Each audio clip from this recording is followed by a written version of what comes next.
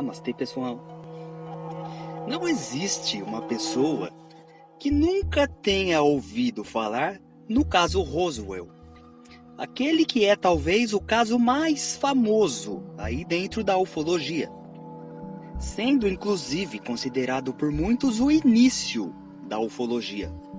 Foi depois desse caso que os estudos envolvendo casos e OVNIs se iniciaram. E até hoje ainda tem muita coisa estranha em torno desse caso, que faz com que as pessoas debatam incansavelmente.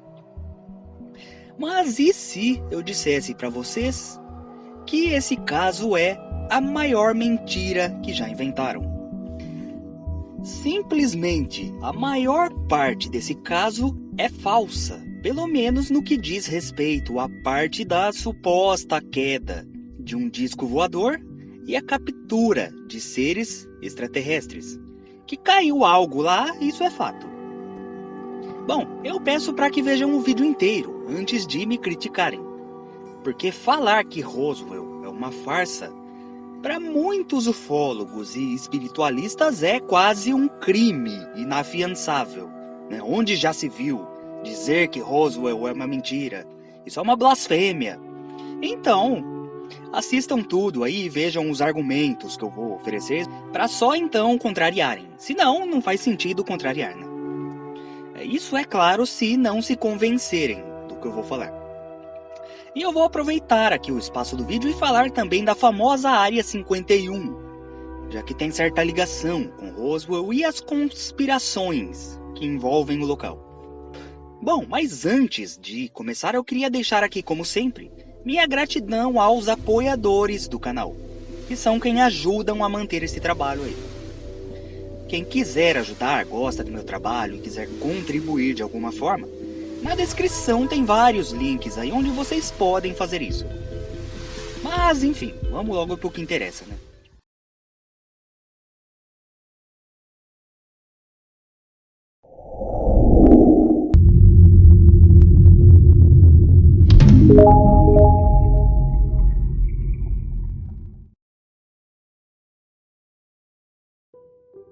Numa noite de 1947, em Roswell, no Novo México, uma cidadezinha pequena no meio do deserto, guardem esse detalhe que ele é importante.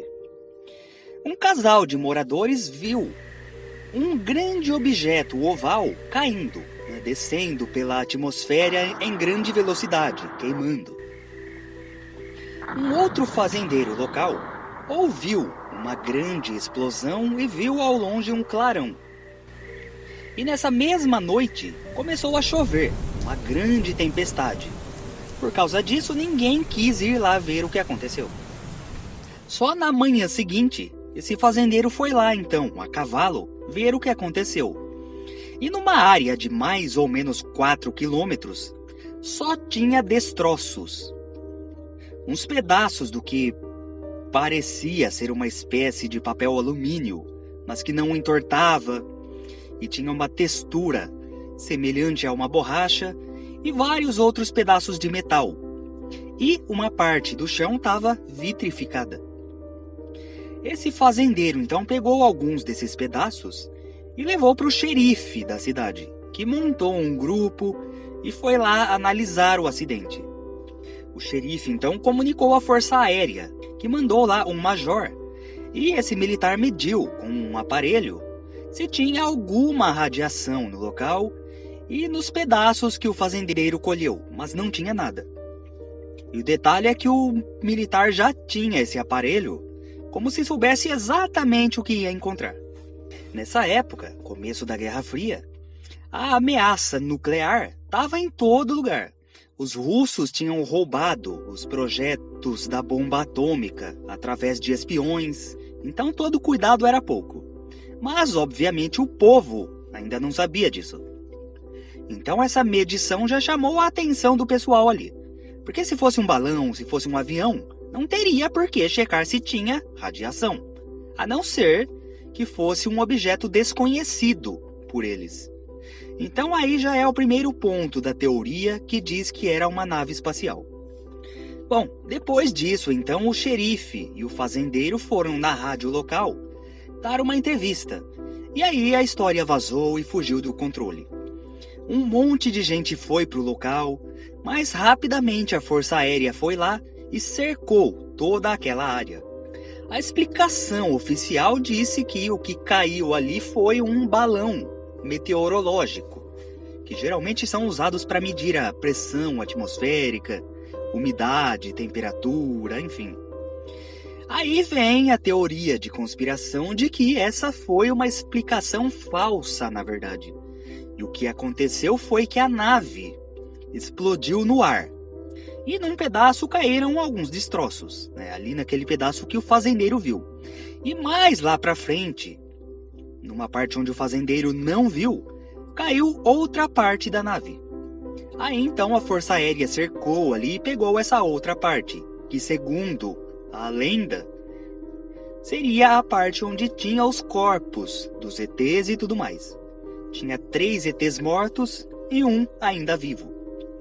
E eles então levaram tudo para uma base que tinha ali perto, depois para um lugar chamado Hangar 18, onde fizeram autópsia nos ETs e desmontaram a nave para entender o funcionamento dela. Bom, eu já adianto aqui, um pequeno spoiler, que eu não acredito nem um pouco nisso.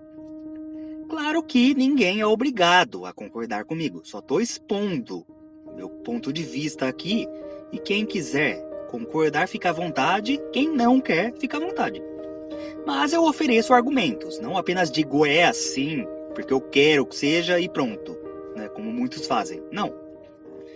Bom, quem me acompanha há mais tempo, já viu os outros vídeos aqui sobre o tema, sabe que eu sou defensor de uma visão espiritual dos ETs.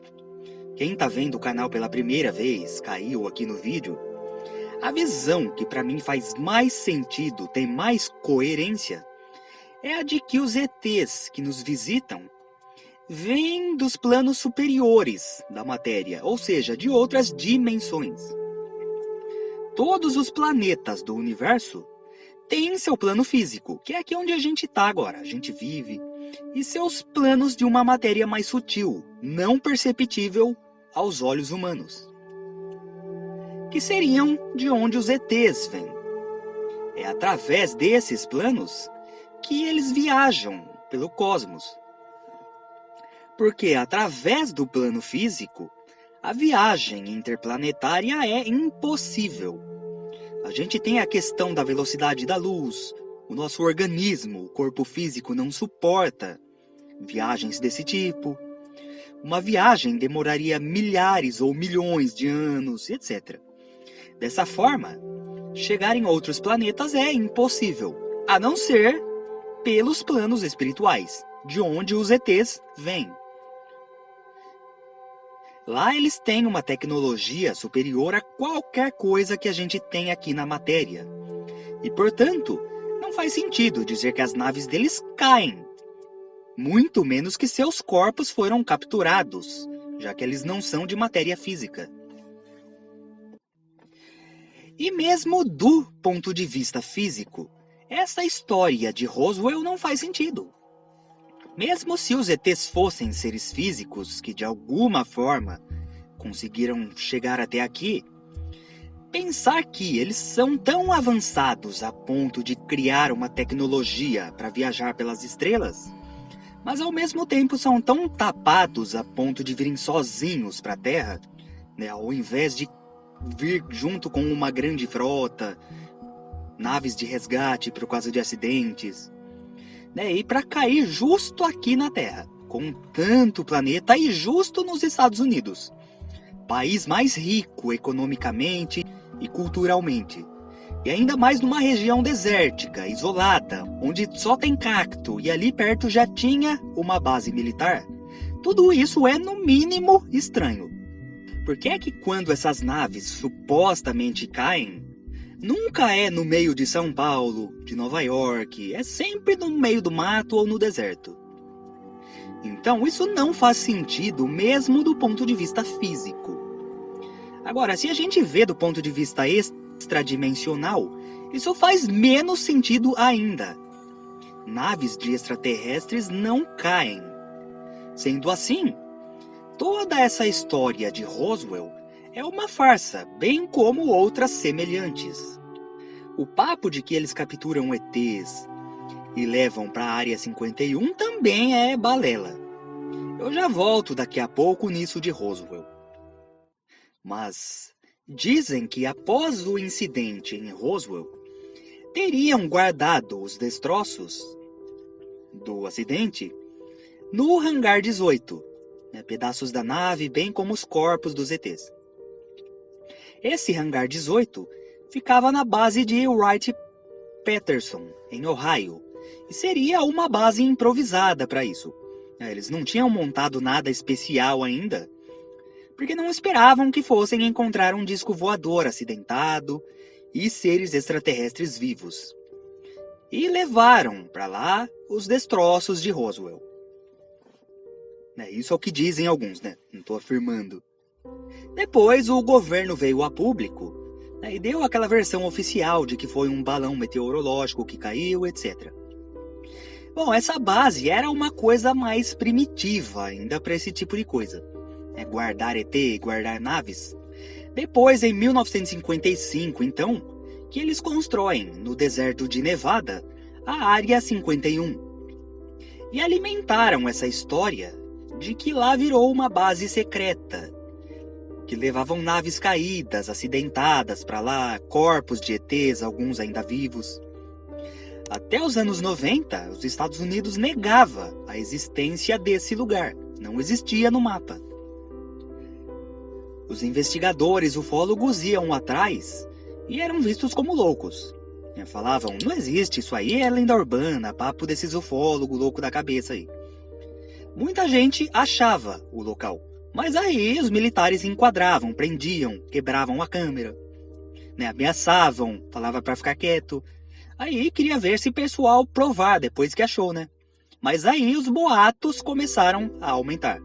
Os filmes e séries também exploraram muito essa, até então, lenda, da Área 51. Uma porrada de filmes sobre o tema foram feitos. Aquela série Arquivo X, principalmente, sugaram até a última gota do que dava para colocar desse assunto na cultura popular. Nos Simpsons, no Indiana Jones, nos X-Men, no Transformers e numa porrada de outras obras famosíssimas que marcaram várias gerações, fazem sucesso até hoje aí. Aí nos anos 90, alguns repórteres americanos independentes, não atrelados ao sistema, pediram para uma empresa russa, pagaram para eles lá, usarem um satélite espião russo e fotografarem toda aquela região.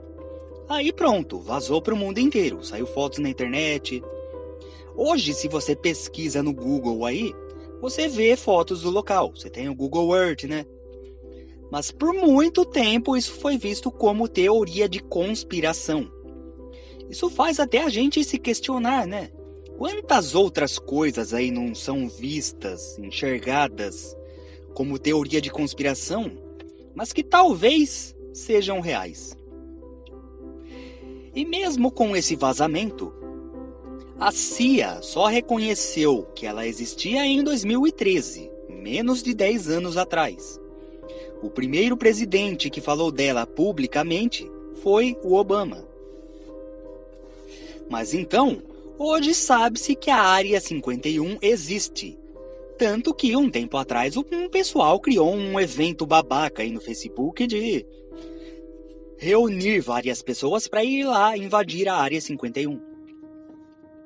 Com certeza começou como zoeira, mas hoje em dia tem um pessoal que não sabe interpretar ironia, sarcasmo, zoeira, fruto dessa educação defasada que a gente tem, isso a nível global, tá? Não adianta pensar que só as escolas no Brasil que são uma bosta, não, mas sabe?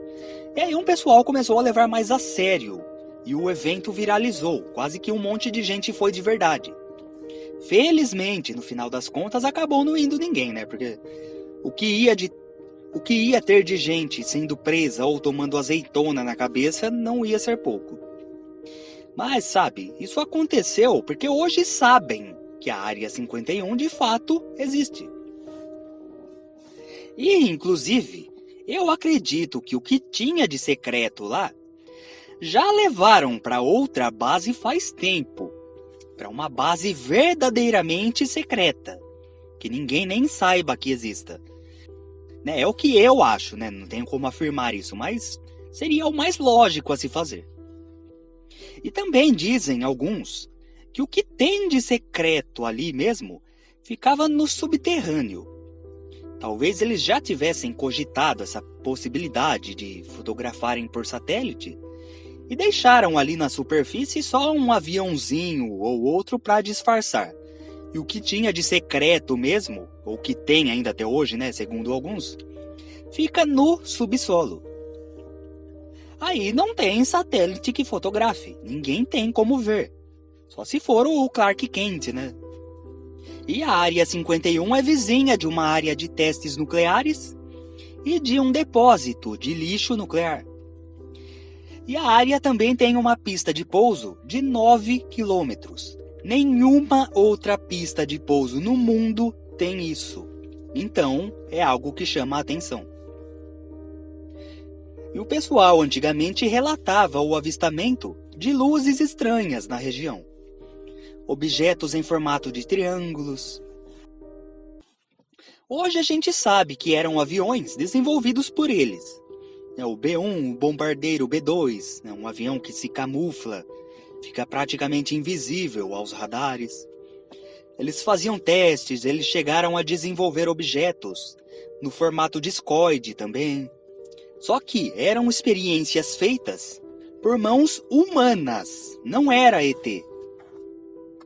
Mas, devido ao formato desses veículos, muitos diziam e dizem até hoje que o governo americano estava mancomunado com os ETs por causa desses objetos.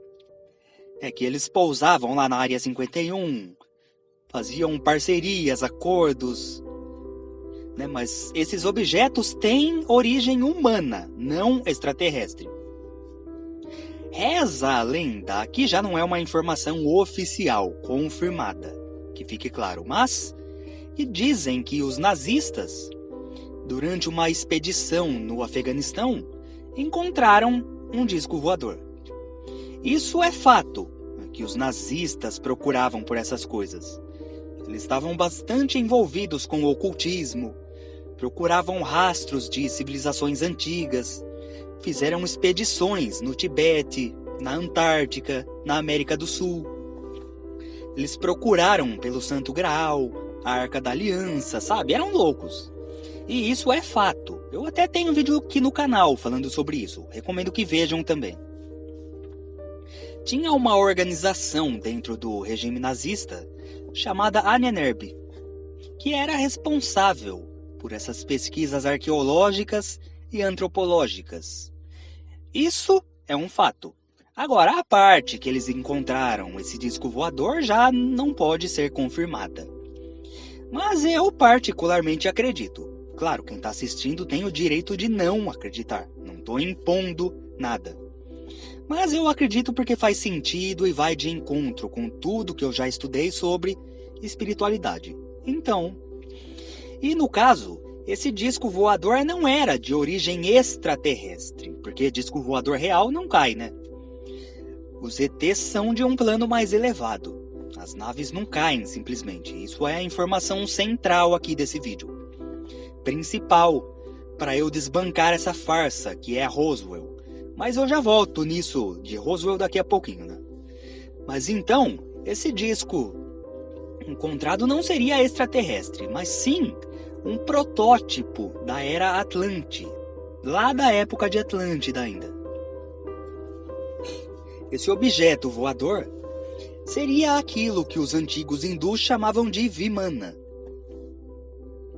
A informação sobre a existência desses veículos sobreviveu de alguma forma, desde a ruína da era Atlante até o surgimento da civilização hindu, quer tenha sido por relato oral ou inconsciente coletivo, e foi parar dentro dos épicos e mitos hindus. Bom, os nazistas então estudaram esse protótipo e a partir dele desenvolveram seus aviões. Por isso eles eram imbatíveis. Porque a Alemanha perdeu a guerra, mas isso foi bem depois. Que invadiram a Rússia, os soldados morreram congelados.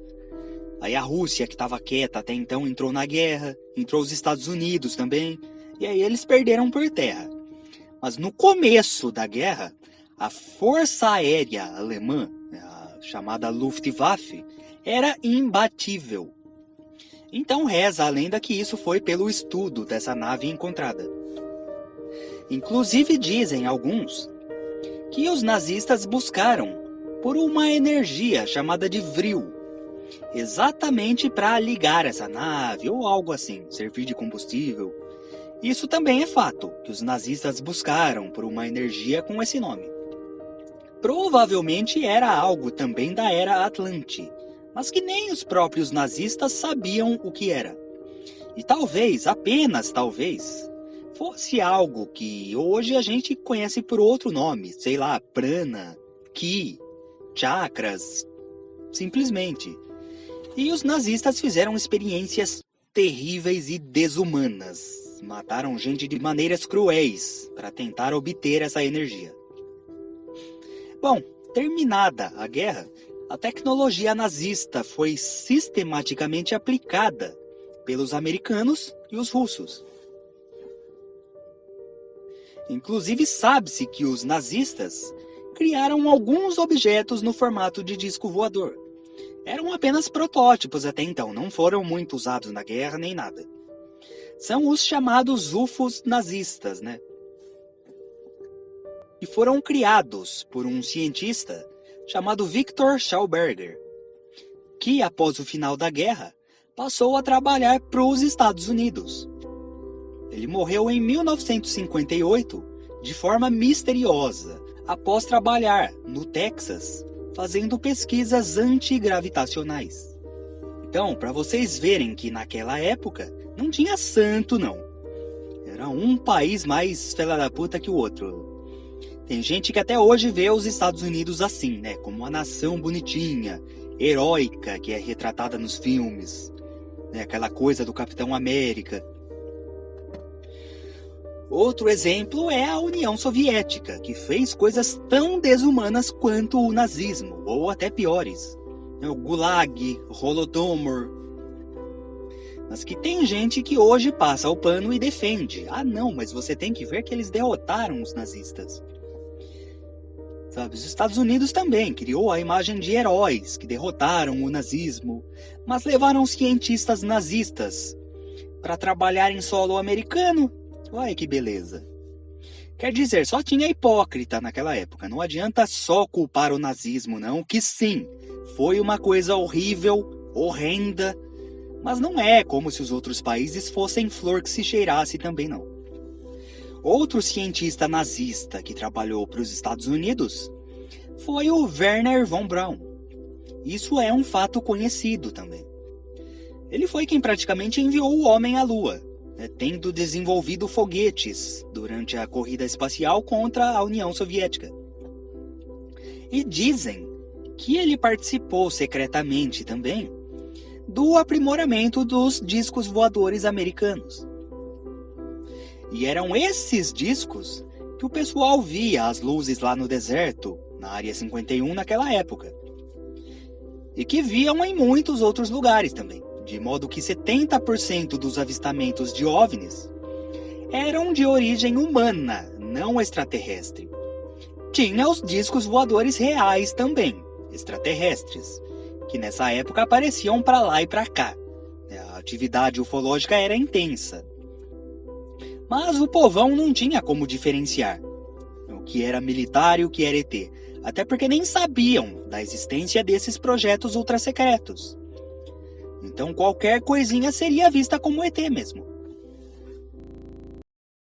Nessa época, um piloto da Força Aérea Americana e agente da CIA, chamado Kenneth Arnold, lançou uma operação de manipulação sobre a existência dos UFOs, fazendo o povo acreditar que as provas são insuficientes, ou que, se eles existem, não há solução.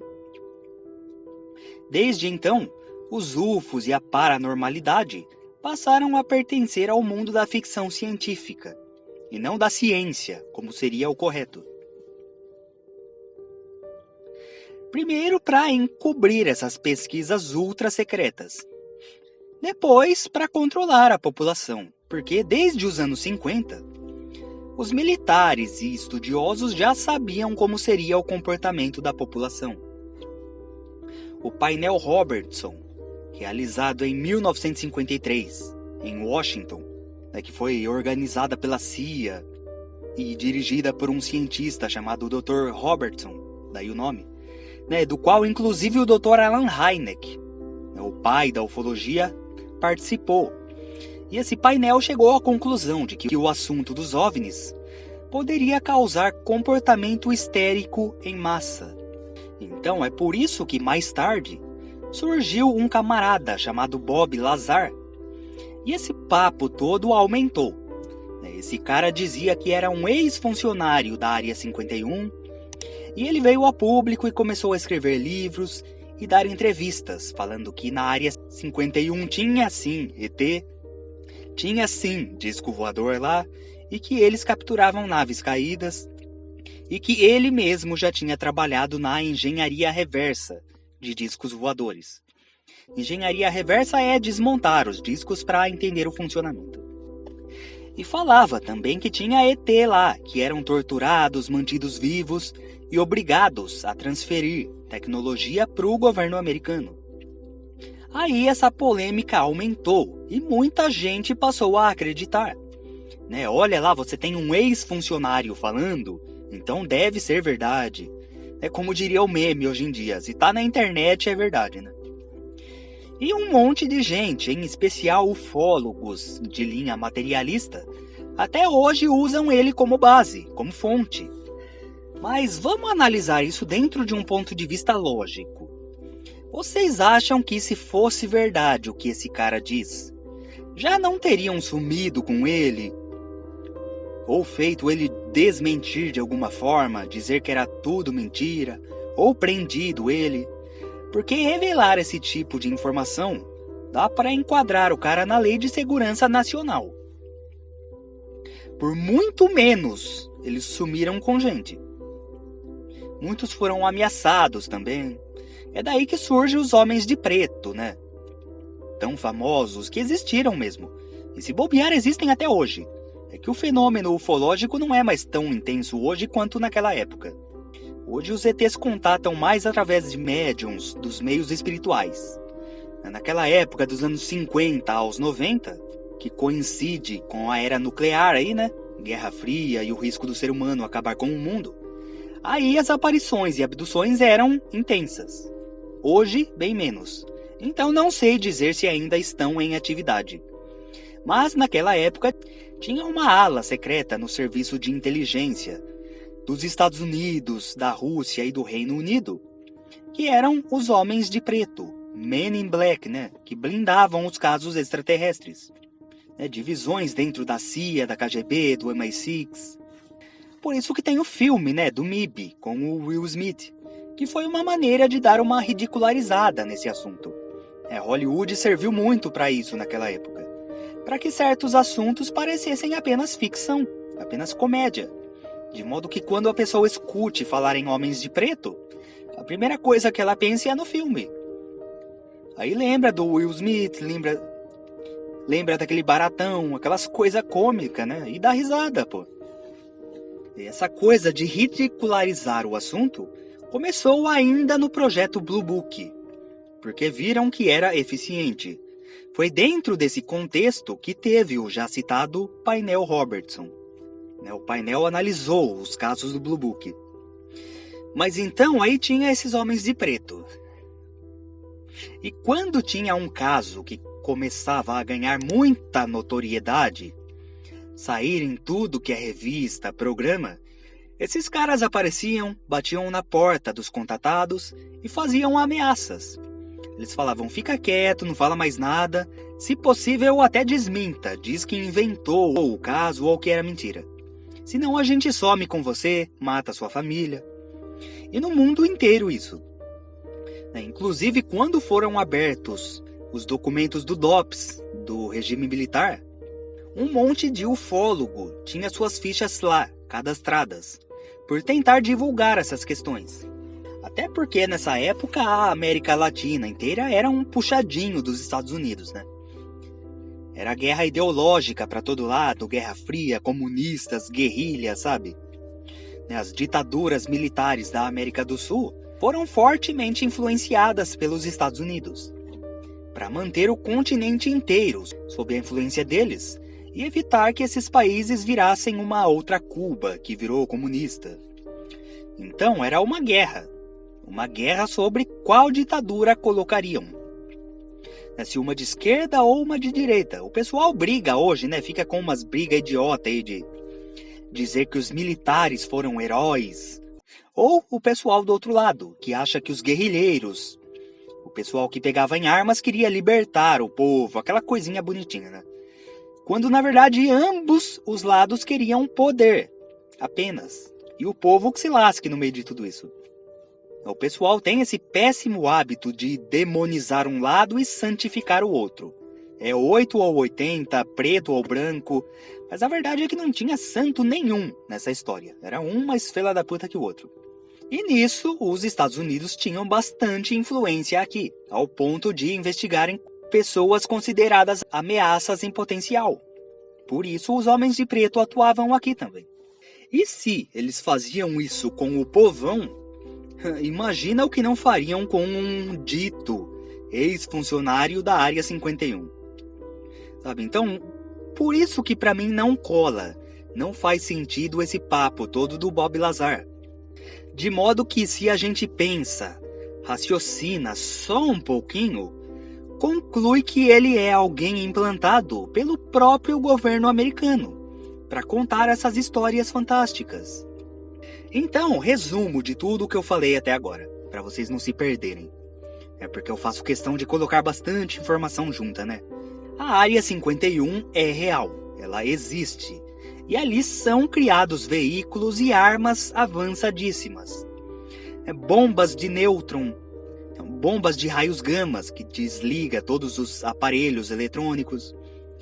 O bombardeiro B-2, que era um avião invisível, todo pintado de preto. Aí ele ia lá durante a noite, saía da Área 51, não pousava em nenhum outro lugar, com medo de ser fotografado e que os países inimigos copiassem. E ele jogava as bombas lá no Iraque, no Kuwait, e voltava para a Área 51, e ninguém nem sabia de onde veio essas bombas. E durante essa trajetória do avião, alguns viam e confundiam com naves espaciais de ETs. E mais um monte de coisa. Então tudo isso era desenvolvido lá na Área 51. E hoje não é mais tão secreto. Mas só. Não tem ET, não tem disco voador lá. Tem quem diga que eles tentaram desenvolver seus próprios discos voadores e tudo mais. Mas aí já não se pode afirmar. Eu não duvido, mas tenham certeza que esses discos humanos não têm nem 10% da capacidade dos discos verdadeiros, que operam nas dimensões espirituais com seres não físicos. O famoso Hangar 18, que tem até filme sobre ele, é real também. A única mentira é que levaram os destroços de Roswell para lá, porque o próprio caso Roswell é mentira. E essa polêmica, todas essas histórias em torno da Área 51, se popularizaram por conta do Bob Lazar, que é um agente do próprio governo americano contando historinhas, com dois objetivos. O primeiro é o de tranquilizar a população para que ela não fique em pânico. Pelo menos os que acreditam nisso, porque boa parte não acredita em ET, por conta das estratégias que eu já mencionei. Mas para que os que acreditam não fiquem com medo e pensem que se os ETs existem e estão realmente aqui, a Força Aérea Americana pode lidar com eles, tá? Eles não representam uma ameaça, os discos voadores deles caem, muitos são feitos de prisioneiros, então é um motivo de controlar o pânico e a histeria em massa. O outro objetivo é o de fazer com que os Estados Unidos pareçam os maiorais. Eles são fodas, o país mais militarmente bem desenvolvido do mundo, tão desenvolvidos que abatem até naves de ETs. Basicamente é isso. São tudo estratégias. Mas a verdade é que governo nenhum, cientista nenhum, compreende os ETs. E por isso eles precisam manter o controle da situação.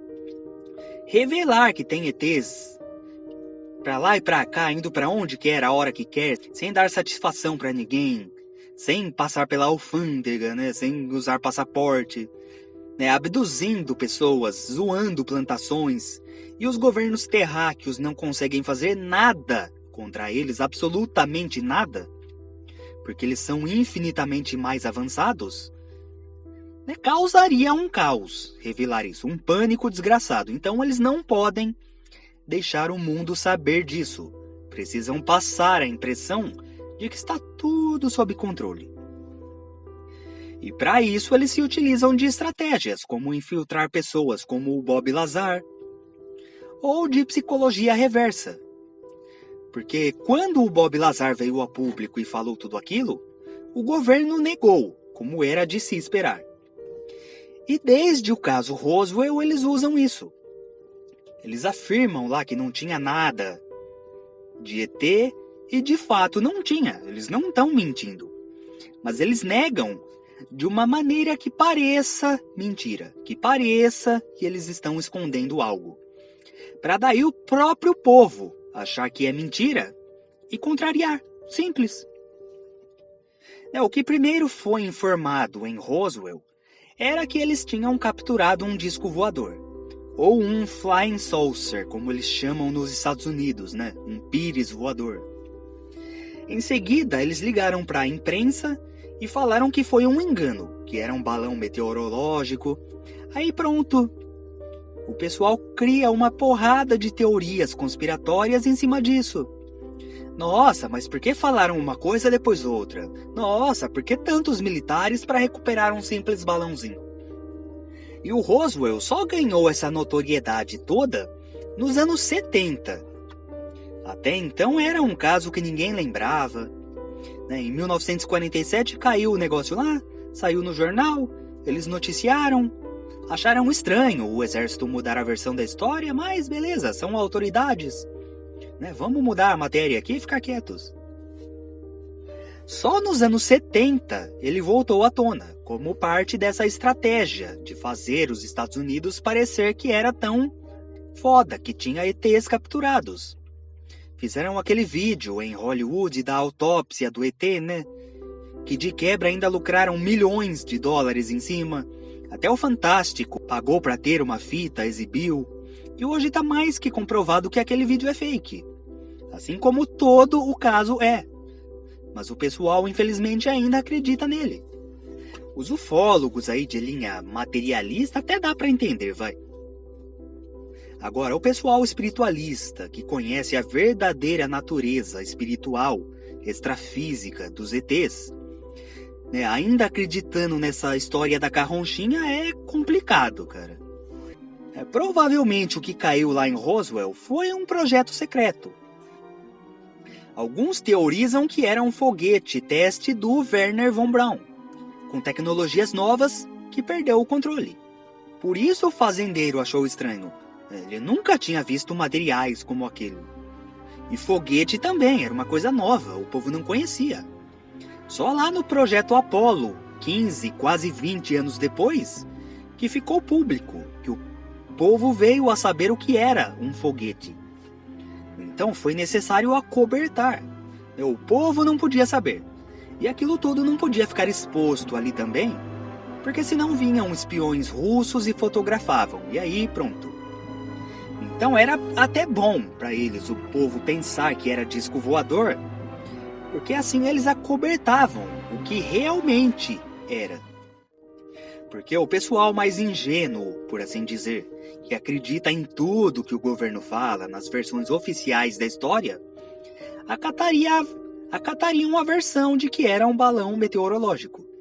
E o pessoal mais desconfiado, assim, já com o pé atrás, ia achar que era disco voador, sim, né, que eles estavam mentindo, e o debate sempre girou em torno disso, né, se era balão ou se era disco voador, e eles mentiram falando que era balão. Ninguém nunca pensou numa terceira via, de que não era nem o balão, nem disco voador, mas sim um foguete altamente secreto, criado por um cientista nazista em pleno solo americano. Isso muitos anos antes do público em geral sequer saber o que era um foguete. Resumo da ópera. E aí, mais tarde, nos anos 70, ressuscitaram o caso para fazer parte dessa estratégia psicológica que eu falei, de fazer parecer que o governo tinha controle sobre os ETs. Nessa mesma época, anos 70, 80, surgiu o papo do famoso MJ-12, ou Majestic 12, os 12 majestosos, que seria um comitê formado por 12 pessoas influentes, militares, cientistas, para comandar tudo o que estivesse ligado à atividade extraterrestre. Captura de naves caídas e ETs, acobertamento e tudo mais. Esse MJ-12 teria feito um acordo com os ETs para que eles pudessem fazer pesquisas biológicas à vontade no nosso planeta, em troca do fornecimento de tecnologia bélica aos americanos. Tem vários documentos que supostamente confirmam a existência deles, mas que já foram analisados pelo FBI, que concluiu que são falsos. Bem como uma carta do presidente Truman, que era presidente na época que esse grupo teria surgido, que confirma que eles existem, mas que também foi analisada e é falsa. Ou seja, essa historinha também foi parte da estratégia já citada. Agora, mesmo o Roswell sendo falso, ele é importante. De maneira alguma eu nego a importância que ele tem para o mundo. Porque tudo referente à ufologia começou ali. Não que o fenômeno já não existisse antes, né? Se a gente for ver, iniciou com os Foo Fighters na Segunda Guerra Mundial. Mas ali em Roswell foi o pontapé inicial para um melhor desenvolvimento desses estudos. Até hoje tem congressos ufológicos em Roswell. O tema dos ETs movimentam o turismo e a economia na cidade, sabe? Foi onde tudo começou. Então sim, ele tem sua importância nesse cenário e eu não nego essa importância. Mas não foram ETs que caíram lá e fim de papo. Bom, eu tenho um outro vídeo sobre esse assunto e ele e esse aqui se complementam, né? Um completa o outro, que fala melhor sobre por que os governos escondem a verdade sobre os ETs. Lá eu até mencionei Roswell, mas não me aprofundei. Então ambos os vídeos estão conectados. Eu vou deixar ele na tela final, aqui que aparece aí no fim dos vídeos. Vocês vão lá e assistem. Bom, e eu peço para que deixem o like, porque isso é muito importante para o crescimento do canal e a divulgação desse vídeo. Até o próximo vídeo. Gratidão.